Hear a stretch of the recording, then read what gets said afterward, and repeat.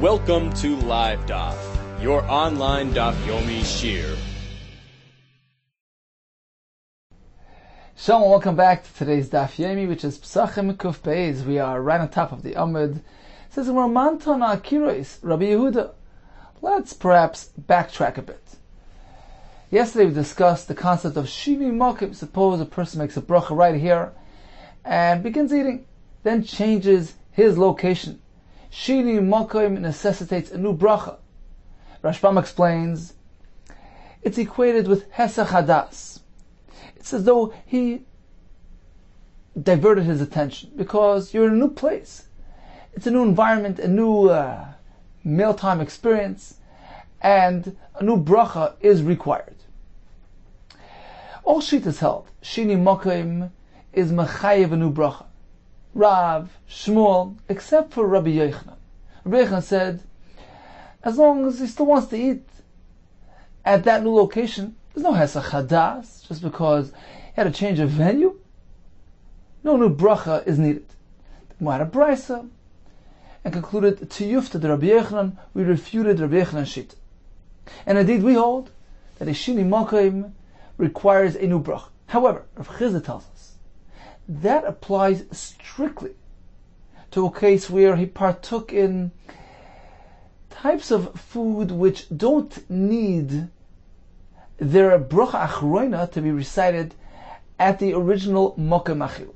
For instance, ha'etz, ha'damasha, ha'koil.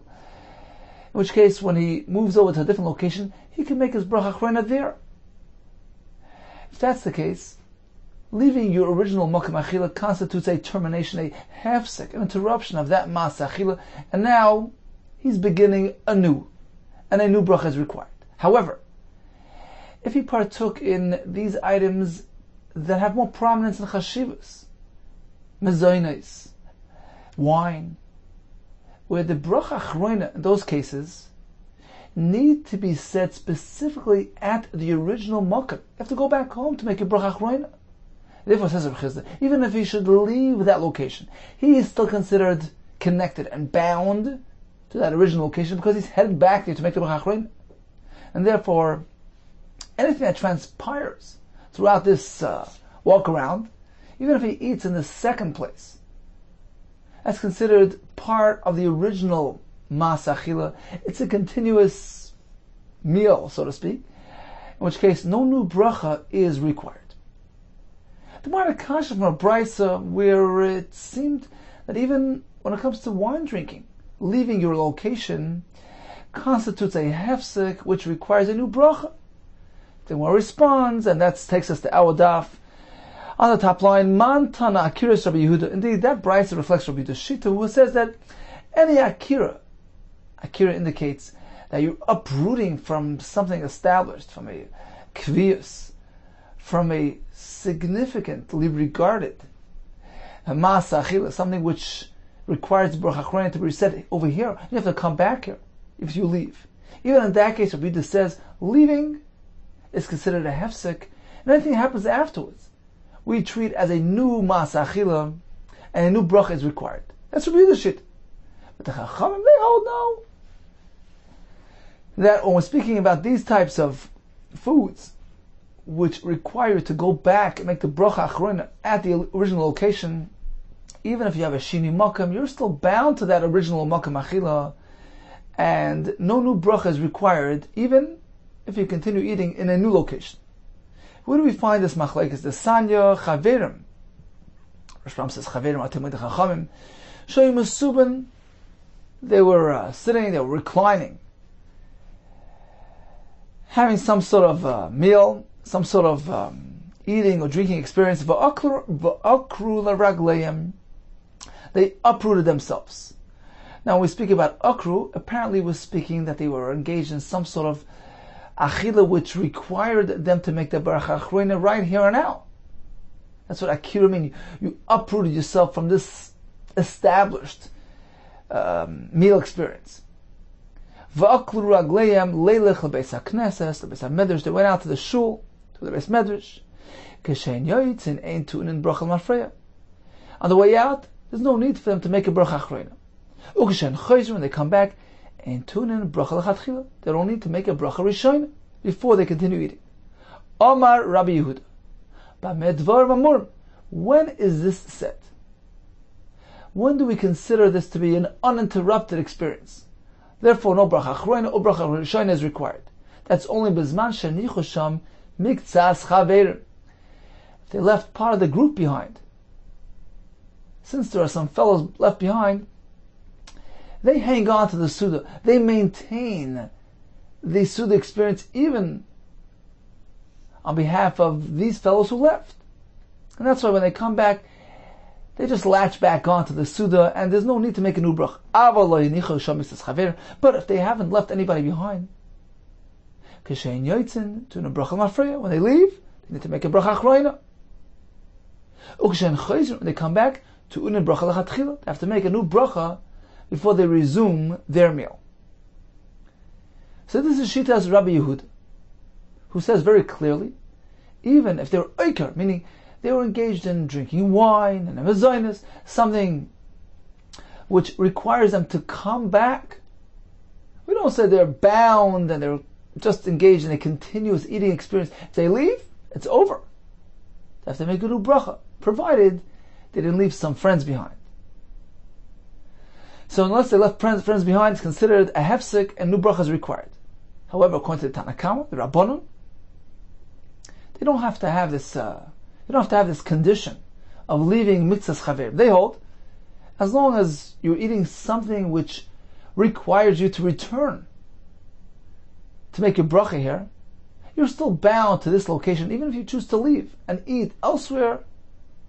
Since you're ultimately headed back to this location, we consider it to be one continuous ma'aseh achila in accordance to Rav Chiz's Chiddush, and therefore no new bracha is required. Let's take a look at Rashbam. On the top of the Rashbam here, Rashbam man tana akiris, man tana lahach tan brais lektani. Who is the author of this brais which says afagav the dvarim atun and bracha achreim b'mkayman tzorch levarach? Rabbi Yehudi. Who is the shita that even when it comes to things which require you to come back and make your bracha, still when you leave, it's as though you're beginning anew and a new bracha is required? That is strictly Rabbi Yehuda, as we find in the Brayso,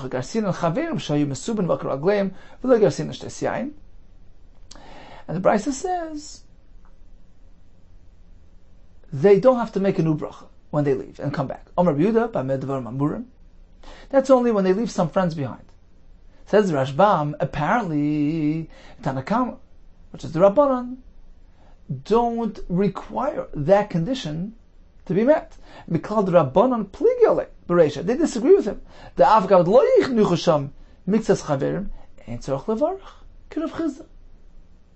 Rabbanan disagree with Rabbi Yehuda. They don't need mixes chaver. They hold, as long as you're engaged in some sort of significant ma'aseh achila, i.e. something which requires you to come back home to make a bracha achroina, even if you choose to leave and have some food elsewhere, there's no need to make a new bracha, in accordance with Rav Chiz.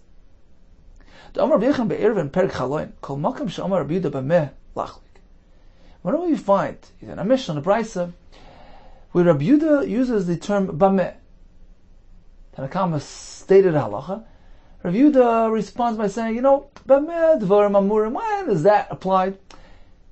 In effect, it's a lachlik, it's a disagreement.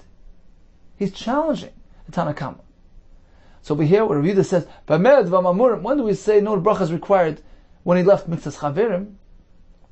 He's coming to be chaylik in Tanakama, who holds that even without that element of chaverim, no bracha is required. Bameh is lachlik, ein masai lefarish. However, when we find Rabbi Yehuda using the word Masai, when is that said? He's simply coming to elaborate and explain Tanakama. He's not coming to disagree. Fine. So we found Rabbi Yehuda, and we found the Chachamim, and Rav Chizda follows the Chachamim. Continues the Gemara. Now let's make a diuk. We mentioned Rabbi Yechanan. Rabbi Yechanan holds that any shini mokem, any change of venue, does not necessitate a new bracha. Rashbam explained, Because he has das to eat in a new place. Just by the mere fact that he finds himself in a new location, why is that considered hesach hadas? That's Rabbi Yehuda's shita, and we actually had a tiyufta Rabbi Yehuda. Now the Gemara is going to ask another kasha on Rabbi Yehuda from this price, using a diuk. The price has said that according to the Tanakama, the reason why we don't have to make a new bracha when we leave, that's because they were oiker ragleim, they uprooted, indicating that they were engaged in a meaningful achila, something which bound them to this location. A bracha achroina needed to be said here. And in that case, we say just leaving for a few minutes, that's not called a hefsek on the achila. And therefore, new bracha is not needed. What does that sound like? Otherwise, if it would be just an ordinary snack, ha'etz, hadama, shahako, if they would leave, that would be considered a hefsek, and would necessitate a new bracha. That's a kasha Rabbi Yehuda, who says, any shini makim doesn't concern us. Elo taima, the bedvarim hatu'unim. It's only because we're speaking about dvarim hatu'unim bracha lachreim kaiman. These significant foodstuff items, these things that need a bracha achroina in their place. It's only in that situation. Do the Chachamim say the kishein yoitzin ain't tuna bracha lachreim when they leave? You don't need to make a bracha achroina. Ukshein chayzin ain't tuna bracha lachatchil. When they come back, they don't have to make a new bracha, because we're speaking about these specific foods which bind you to your location. Aval, apparently. Aval dvorim she'ein tuna bracha lachreim kaiman. But just standard foods. Hey, it's hadam shakal, where you don't have to come back and do your bracha achroina. Afilu l'rabban, even according to Rabbanan, we would say, leaving, shini makam, new bracha is required. Kishein yoitzin, to the bracha mafrei, when they leave, they have to make a new bracha. Bracha achroina when they leave. Ukshen chayzin, to the bracha l'chatchil, they come back, they make a new bracha before they continue eating. Leima tavet tiyufta Rabbi Yehuda. Isn't this a tiyufta, a kasha, a refutation of Rabbi Yehuda, who says that shini makam doesn't concern us? Says the Gemara, what's the big deal? Haven't we already had a tiyufta Rabbi Yehuda from an earlier brisa, and Kufal from a base? Name him a to have a tiyufta, perhaps from this brisa as well. We will have a kasha on Rabbi Yehuda. And as Rashbam explains, perhaps somebody will come along and answer the first kasha, or tell us that the brisa is unreliable. Perhaps we can have another kasha from this brisa. Answers the Gemara, no, not so quick. Amalach Rabbi Yehuda can respond like this. Don't make your diuk, because the mere fact that the brisa chose to present the shitas chachamim in this light, in a case where they were engaged in a meaningful meal experience, things that need bracha achroina in their place, doesn't necessarily indicate that had they have been engaged in a simple snack, the halacha would be any different, and a shini makim would generate a new bracha. No, not necessarily. Hu hadin afilu dvarim she'ein to unen bracha lachreim kaimen nabi ain't tzrichen levarach. The truth is that even if they're engaged in eating ordinary foods, things that don't need the bracha achroina recited in the original location, hey, it's hadam shakal. Even in that case, if they should pick themselves up and relocate and resume eating elsewhere, perhaps a new bracha would not be required. Shini makam doesn't concern us, as long as in your mind you're going to eat elsewhere. When you pick yourself up, I have a mind to eat elsewhere. It's considered a continuous experience. If that's the case, if that's true, then why does the brisa choose to present halacha in this manner? The answer is, V'ha diktanu akru ragleim. Why, if so, did the brisa choose to present it as akru ragleim? They uprooted themselves, which indicates that perhaps the reason why we don't require new bracha is because they were engaged in a meaningful achila, something which requires them to remain here, to come back here and do the bracha. You know why? You know why the brisa chose to present it in this manner? To highlight, to accentuate the shita of Rabbi Yehuda, He's very machmer. Look, even in a case where we're speaking about things that require one to come back, even in that case, Rabbi Yehuda holds, leaving is considered a hefsek. Leaving is considered a termination. Even these items, the only reason why we consider it a continuous experience and no bracha is needed, that's because they left some friends behind. But otherwise, if they would not have left anybody behind, they picked up and left, a new bracha is required. When they leave, they have to make a bracha achrayna. When they come back, a new bracha is required before they resume eating. That's why the Brisa presented the halacha in this manner. We're speaking about these items of a permanence, because we wanted to simply highlight Rabbi Yehuda's chiddush. Even in those cases, Rabbi Yehuda says a new bracha is required. A change of venue equals a new bracha. Yeah, only if you left some friends behind, and you're still bound. But otherwise, a new bracha is required. That's all according to Rabbi Yehuda. But, says Rabbi Yehuda, I'm following the Rabbanon, and perhaps the Rabbanon would hold in any situation, a shini makam does not equal his hezach hadas, and doesn't generate a new chiyuv bracha. Whether we're speaking about mezainas, hamaitzi, shahakol, hadoyim, ha'etz, doesn't matter. Continues the Gemara. Tanya kabased Rav Chizah. We actually have a raya, a straightforward raya to Rav Chizah's shita. Again, Rav Chizah was the one who says shini malkim requires a new bracha, but that's only, we're speaking about these insignificant food items which don't need a bracha achrayna b'mkamin. But otherwise, if we're speaking about mezainis, a wine,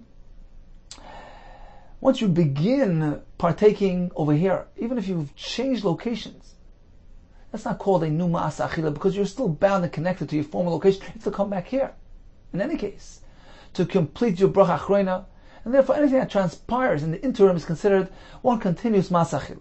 We have a brisa which clearly supports this halacha. Chaverim shoyim mesubin l'shtes yain. They were sitting drinking wine. Wine is a thing that needs a bracha achrayna b'mkaimei. Va'akru agleihem v'chazru. They left and they came back. Ein tzrich l'varich. No new bracha is required.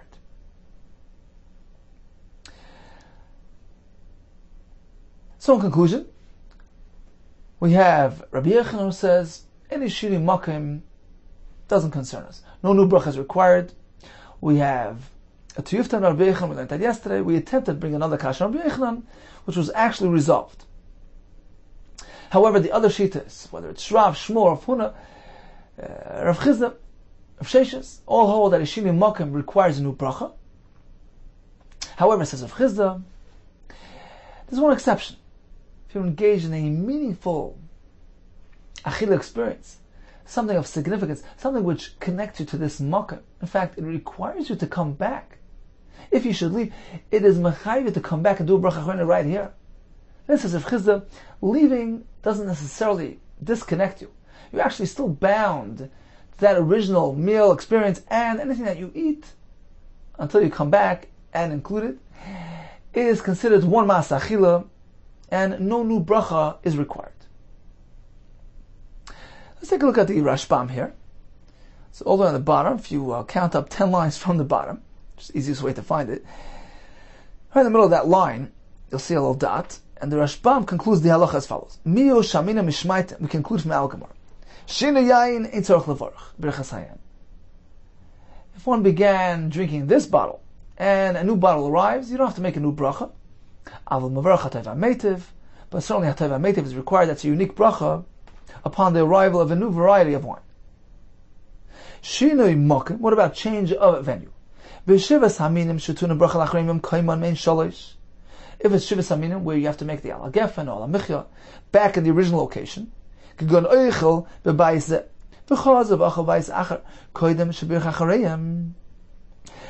you began eating in this home and then continued in a different home, or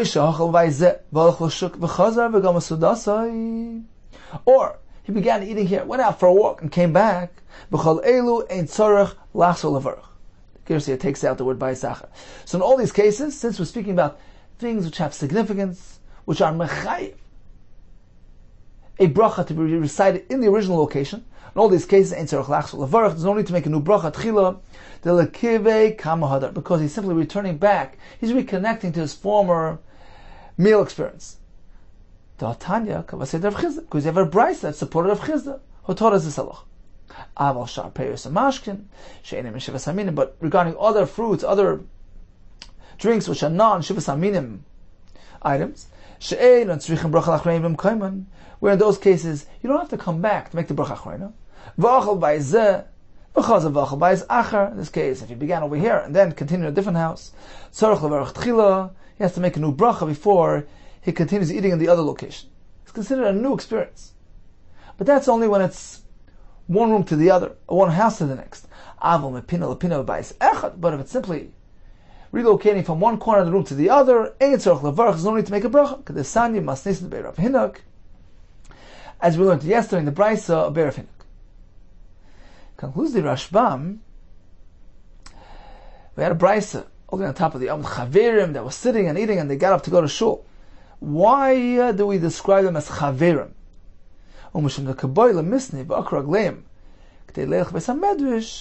Since they were getting up to go to shul to learn, to daven, that's why the brayso chose to describe the chaverim who are on the way out to the Beis HaMedrash to learn. Okay, let's continue the Gemara, which opens up a new topic here. 5 lines in the bottom. Tana Rabban. B'nei Chabura shayimusubin v'kiddush alein hayom. We have a group sitting, engaged in a meal, and Shabbos arrives. You may recall we had a machlokes back in the beginning of the parak between Rabbi Yehuda and Rabbi Yossi. What is the one meant to do when Shabbos arrives? According to Rabbi Yehuda, you have to stop your meal and begin fresh. Start the Shabbos meal anew. You have to set them apart. This is Friday, this is a weekday meal, and now begins the Shabbos meal. You have to bench, you have to make kiddush. Start your meal anew. According to Rabbi Yossi, whatever one eats on Shabbos is, by default, considered a Shabbos meal. It's credited to your Shabbos meal account. Whether or not you terminated your meal, or whether you're considering, you're continuing, it's one continuous meal. So Rabbi Yossi, you don't have to stop. Whatever you eat on Shabbos is Shabbos. In fact, as Tosfos there explained, based on the Gemara coming up soon, according to Rabbi Yossi, one can continue eating, finish his meal, make berachas hamazon, and then make kiddush. Even though we just learned that kiddush needs to be connected to the meal. Kiddush makim suda. Tosfos tells us a kiddush. Kiddush immediately following the meal also relates back to the meal. That's called kiddush makim suda. That takes us to Al Gemara. Tana Rabban. We have a group of people engaged in a meal. The kiddush alein hayom, and Shabbos arrives. They bring him a cup of wine, and he makes kiddush. Read the holds. He has to stop his meal. He makes kiddush. Why kiddush first? Rashbam says, because the time of kiddush arrived. That comes first. That takes priority. And then, immediately following kiddush, he makes berachas hamazon to conclude his meal, his weekday meal, and then, only then, begins fresh, starts anew, he washes for his Shabbos meal. According to Rabbi Yehuda, you have to separate it into two. Rabbi Yossi, there's no need to do that. He can continue eating until nighttime, until whenever he wants. There's a gersa misha techshach. Even past nightfall, just continue eating until they decide to conclude their meal. Gomru, once they finished, now it's time for benching, time for kiddush. He uses the first cup of wine to make berachas hamazon. They would make berachas hamazon on wine. And on the second cup of wine, finally he'll make his kiddush. And this kiddush will relate retroactively back to the Suda, and it's considered kiddush makim Suda. He has kiddush, he has the Suda Shabbos, everything's worked out. Asks the Gemara, we understand why, according to Rabbi Yehuda, kiddush is one thing and berachas hamazon is something else. Berachas hamazon is terminating the weekday meal. That requires its own cuts. Kiddush is looking forward, is going forward, going ahead to the Shabbos. Two things are unrelated, and therefore each one has its own kais of wine. You can't bundle them up together on one kais. But according to Rabbi Yossi, who holds that it's really one and the same. Fact is, when he's done his meal, he's finally done 11 o'clock at night, he's really concluding his Shabbos meal, right? Because anything that he eats during Shabbos is considered Shabbos. So now, when he's going to say Birchas Hamazon, why can't he use the same kais for Birchas Hamazon and Kiddush? They're both related to Shabbos. And they're both related to the same meal, to the second portion of his meal. Why can't he bundle them up together? Amai, why are 2 cups of wine needed? Save on the wine. Why can't he say both things, Birchas Hamazon and the Kiddush, using 1 cup of wine? We're not meant to say 2 Kedushas. Kiddush is a Kedusha, and Rashi says Birchas Hamazon is also called a Kedusha. In any case, you can't say 2 nusachs, two things on 1 kais. My time, and why not? Or Rav Nachman Yitzchak, with Vishain Oisin, mitzvahs, chavilis. We're not meant to bundle together mitzvahs. Rashi says, Rashbam says it looks like he's just unloading his mitzvahs quickly. Therefore, a separate kais for Birchas Hamazon and a separate kais for Kiddush is required. Let's see the Rashbam inside. Starting from the top line of the Rashbam. We're describing Shitas Rabbi Yossi, who allows them to eat through the night. Gamru Sudasam, when they're finally finished. Kais Rishon Omer Lov Birchas Hamazon. Rabbi Yossi Karmel, this is Rabbi Yossi speaking. For Rabusu, it's a Chiddush. She'ein tzorach lekadish miyad. There's no need to make immediate Kiddush. Ella Yigmar Sudasai, first finish your Suda. Yivarach Birchas Hamazon, bench, leisurely. V'achach Kaddish. Afterwards he makes Kiddush. But as Tosfos explains, the Kiddush relates back to the Suda. One more thing, says the Rashbam. You don't have to necessarily ignore the arrival of Shabbos. Umiu in paras mapa v'kiddush. As soon as Shabbos arrives, he chooses to spread a tablecloth over his food to create that pseudo separation, that indicator. Look, Shabbos arrived. I want to separate the Shabbos meal from the weekday meal. He can do that. That's okay. In paras mapa v'kiddush, why did Rabbi Yossi the koshkin the Shabbat dami? That's even better. Because otherwise, Eladaf will come Rabbi Yossi, Rishon V'Alch Birchas Hamazon. Because if you'll tell me that Rabbi Yossi disagrees, he says, no, you can't be Paris Mapa. You have to continue eating until you finish, completely finish, and then do Birchas Hamazon. In case Shmuel Amar Kaman, we actually find that Shmuel back on Kuf tells us to do it in this manner. As soon as Shabbos arrives, be Paris Mapa, create that hecker. Look, going forward, it's going to be Shabbos, and then do the Kiddush. If Shmuel holds that, if Rabbi Yossi holds, that's not the way to go. Rather, you're meant to dafka, finish your meal, and then do Kiddush. If that's the case, who is Shmuel following? Rabbi Yehuda holds you have to stop completely. Birchas Hamazon. Rabbi Yossi says you must continue until you're done. So Shmuel, who strikes this compromise, so to speak, be Paris Mapa B'Kaddish, whose shit is he following? Apparently, says Rashbam, even Rabbi Yossi really agrees that you can. If you choose to do so, you can create that hecker. Be Paris Mapa, make Kiddush, to create that indicator. Look, Shabbos has arrived. That's actually better than just ignoring Shabbos, so to speak. Therefore, Shmuel, of course, is following Shitas Rabbi Yossi. Continues the Rashbam. Why separate the two? Why have 2 cups of wine? Kiddush hayom, Birchas Hamazon, same on 1 cup of wine. Or basically per. Of course, this kasha only pertains to Rabbi Yossi. The Rabbi Yehuda, according to Rabbi Yehuda, this wouldn't be a kasha. Given them afsikin, since you have to stop your meal.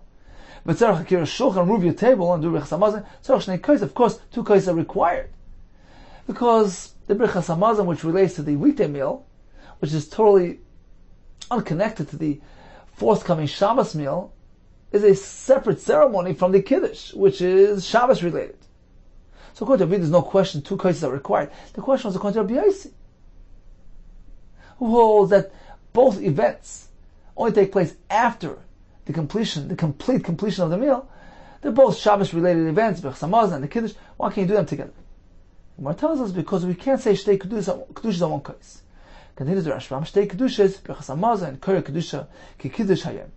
The Gemara here labels Birchas Hamazon a Kedusha, like Kiddush Hayom. Kilay Mishnei Mitzvahs, it's really just a way of saying you can't do two mitzvahs with one kais, because you're not meant to do chavilas, says Rashbam. Why not? The michsi lekamas, it looks like he's trying to unload quickly. Do a bunch at a time, unload them quickly.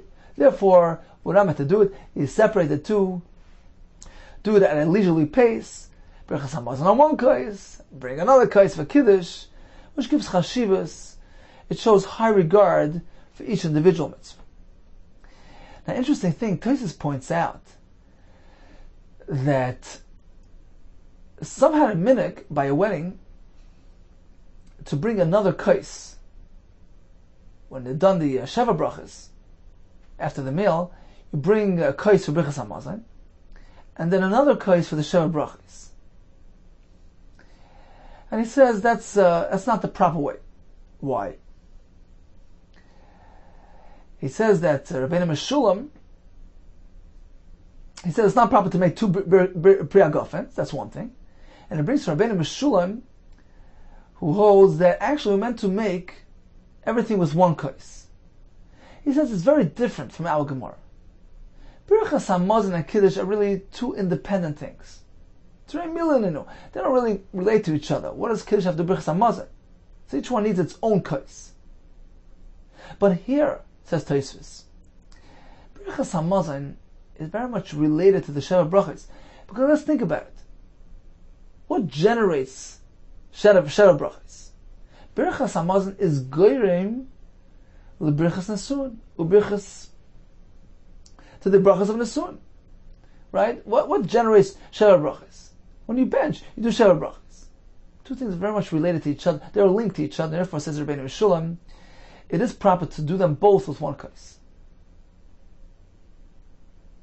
So the machlekes, how to go about. You go two things, one for Berachas Hamazon, one for the Sheva brachas, or do you put them together on one kais?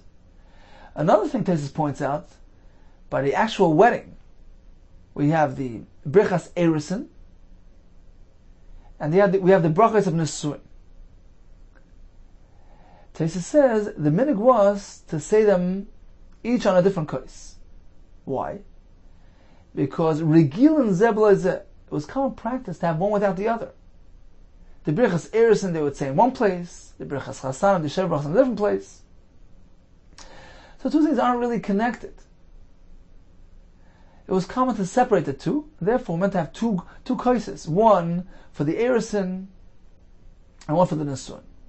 V'oit, says Tosfos, even if you choose to do them together, as we do today, we actually do everything together under the chuppah.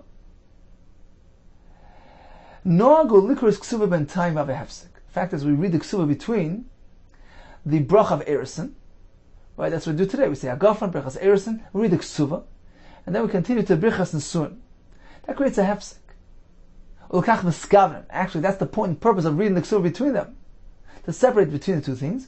Ulkach tzarach beis kais, and that's why we have two kaises, one for the Erusin and a separate one for the Nesuin, because it's considered two separate entities. Fine. Continues the Gemara. So we understand why Kiddush needs its own kais, and Havdalah, and the Berachas Hamazon, its own separate kais. We're not meant to bundle together mitzvahs. V'loi, is that so? That we don't bundle them together? V'atani, we learned in the Bryce. Hanichnas l'beis motzei Shabbos. If one comes home Motzei Shabbos, he's ready to make Havdalah. How does he proceed? Mevorach al hayayin, v'al hamor, v'al hapsamim, v'achach omer Havdalah al kais. He proceeds, beginning with Berachas hayayin, by priagofen, that comes first. Then Mar, on the flame, then the psamim, and finally the bracha of Havdalah. Suppose this fellow knows he only has enough wine to supply one kais. He'd like to sit down to Malav Malka, he's machmer, he washes, mahadar. He'd like to have a kais of Berachas Hamazon as well. He has to cover all the bases here. He knows he only has enough wine supply for one kais. If he's going to use it up for Havdalah, he will have nothing available for the Berachas Hamazon. Says the Brayso, he can leave the wine, the kais, the Havdalah. He leaves it over for after the meal. So he delays his Havdalah, manicha lachar Hamazon, umeshal shalon kulan lachrav. So it's a chiddush. He can eat before Havdalah. He's a manich la'achar mazon. He leaves the wine, the kais, till after his meal, and then strings them all together. Mushalshalan, the lashon of shalshalas. He links them all together after the meal. He's going to say Birchas HaMazon, Havdalah, all together, using one kais. You see that you can bundle together Havdalah with Birchas HaMazon. Eloi Shani. This fellow doesn't have. When you don't have it, it's different. But if somebody has enough wine available, of course, he's meant to separate the two. What about the halacha where Yom Tov, for instance Pesach, falls out Matzah Shabbos? The Islay, he certainly has enough wine there. Everybody has enough for the 4 cases of wine. And how does he proceed? It's Matzah Shabbos and Yom Tov. So you meant to make Kiddush in honor of the Yom Tov, and also Havdalah, because let's remember, Yom Tov has a lower level Kedusha than Shabbos. So how do we go about this? V'amar Rav Yakna, he takes 1 kais of wine, and he proceeds as follows. Yakna stands for Yayin, that's the first bracha. Kuf is Kiddush, in honor of Yom Tov. Nun is Ner, for the Havdalah. And Hey is Havdalah, on account of the Shabbos, which was just over. What do we see? That Kiddush and Havdalah can be said on the same case of wine. Even though this fellow has an abundant supply of wine, it's Pesach at night. So why do we allow this? Amri, the Gemara responds like this. The fact is that Rav didn't mention anything about Zman. Zman means the bracha of Shechiyanu. The fact that he omitted Zman, where does that show? Mechlal de b'shvi shel Pesach askinan. We're not speaking about the first night of Pesach. We're speaking about the last night of Pesach, the 7th. The kol this fellow is a poor fellow. Anything that he had, all wine was already depleted. But lastly, he has no supply of wine. So since he's desperate, he's in short supply, we allow him to bundle together the Kiddush and the Havdalah using simply 1 cup of wine. But generally speaking, this is not the preferred method. What about the first Yom Tov of Pesach, where he certainly has an abundant supply? He has enough wine for the Dalet Kaisis. Abai Yak Zena.